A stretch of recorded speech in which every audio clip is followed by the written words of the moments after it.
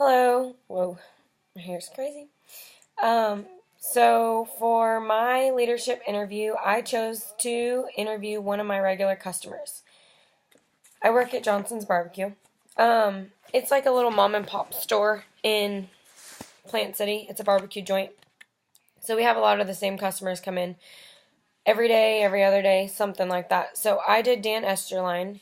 He's one of my regulars. I did this interview on June 7th, 2018. He owns Esterline Construction and Esterline Landscaping, and he has built a lot of the Carlton Arms apartments. He's related to the Mahaffeys that are the head of the Mahaffey Theater, so that is how he got his a lot of his jobs with the apartments, but he took off with what he was given and ran with it. So before this interview, I never really knew much about him. He wasn't very social. He's just kind of quiet. He talks to me, but it took a while for me to get him to talk to me. He's a man of few words. He doesn't like to talk to servers that aren't his server. It's not that he's rude, he's just really quiet. So if he's not spoken to, he doesn't speak really.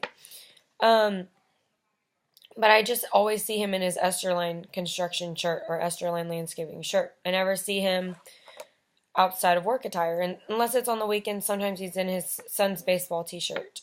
But prior to this interview, I didn't really know much about him as a leader. I just know that he treats his employees very well. Every year we host his Christmas party. He has one for his landscaping company and he has another one for his construction company. We've also done, I've worked several of the caterings at his house that he has. He has a big house because he builds houses, obviously. But I've worked some caterings where he gets a new employee hired and he throws like when he hires several at a time, he throws kind of like a little party to get to know them and to let the other coworkers get to know them, which I think is really nice and a good welcoming feeling for the coworkers and for the employees that are coming onto the team also. Several times a week he's in the restaurant bringing his employees to lunch. And at these lunches, they don't really talk about work too much.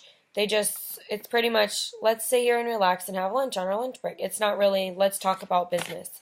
Because I feel like that gives them a break, and he wants them to enjoy their lunch break and not talk about work. And then they go back to work. I didn't really know much about his leadership tactics. I just could tell from the outside looking in that he was a great leader and very successful with his businesses. Because my mom tried to, he was working with Lowe's for a little bit, and my mom tried to contact Lowe's about redoing our bathroom, and that was the name they were given, was his company, because they were subcontracting him. He's trying to get out of Lowe's because the miscommunication was just causing him he felt like they were making his name look bad, which I think is a great tactic to have. If you think something isn't benefiting your name and you don't feel like your customers are getting the best, then you should do something about it. And it's not necessarily Lowe's fault, but they weren't providing their customers what they needed in order for him to do his job. And they weren't providing him the information in order for him to do his job either. So I think that was smart of him. So I think I can tell he really takes pride in his business. He's always giving me pins for work, like, because I write stuff as a server. He's always giving shirts out, stuff like that, sponsoring different things for the youth, baseball teams, stuff like that.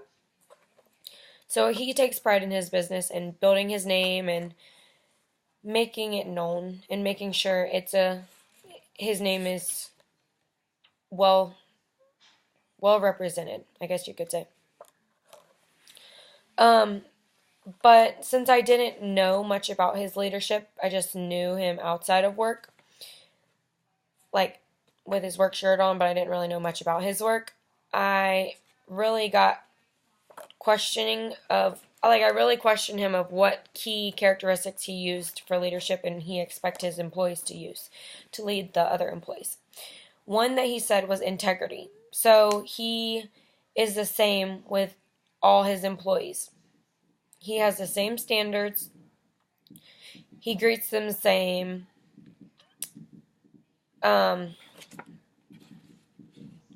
Basically, he expects the same system and the same motive and motto for his company. So he wants great work, and he doesn't take anything less than that. And can you blame him?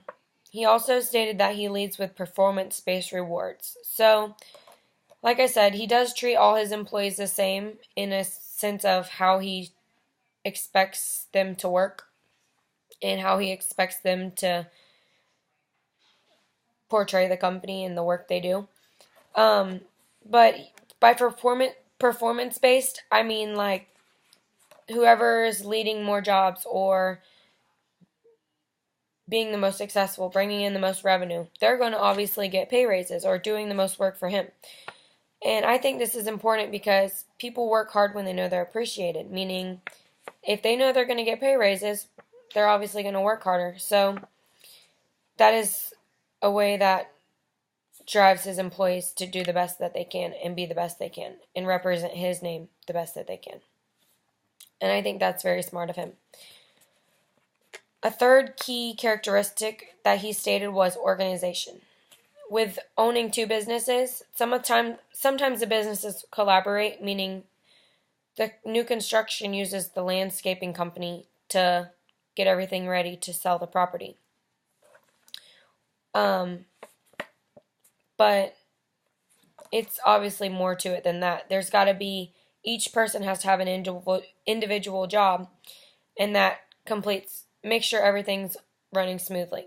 If one person isn't doing their job, it affects everything.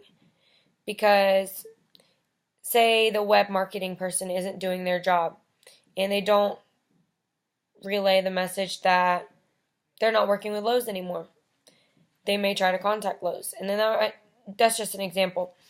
But so everybody has to be on the same page. They have to have one common goal and be working towards it, but it's compartmentalized. So each person has their own compartment and is working in that compartment to do a specific job that contributes to the job as a whole. And another key characteristic for leadership, he stated, is to set high expectations. He sets high expectations for his employees, and he does not take less than that. Not in a mean way, but he wants his employees to want to be better. He wants to expect more of them so that they be the best they possibly can. He wants people to want to get pay raises and expect more because they feel their work is worth more than that. He wants them to want to be the best that they possibly can and want more for themselves. And that's important because when you expect high quality work out of people and they know that it's appreciated and necessary and it's put to good use, usually they give it to you. And that contributes a lot to his success. Following this interview, I really had a whole different perspective on Dan. Like I said, I knew him as my customer and my companion at work. Like I would talk to him at work, just sit and talk to him about what was going on with his day, stuff like that. But never work mode Dan, except like when he was gathering with his employees, but he wasn't really in work mode. I've never seen him at a meeting. I've never seen how he leads people, how he handles issues, stuff like that. So I really got more of a respect for him. Not that I didn't respect him to begin with, but I had more of a respect for him knowing that he's actively involved in both of these businesses and he doesn't let someone run it for him. Now, don't get me wrong, there's people that do a lot of the work because he can't be a one-man band, but he ultimately is at the head of it, and they're just relaying messages and ensuring that things get done. So when I talked to Dan about about what a leader was, one phrase that he stated that made me understand leadership more is that he said, a leadership doesn't quit until what they want done is completed. With that being said, his leaders are working day in and day out. Now, they get breaks, obviously. He takes them to lunch. They don't work unhumane hours, but they are very persistent. And he said that a leader has to be persistent to be successful. And that is exactly what he did, which is why his business is what it is today.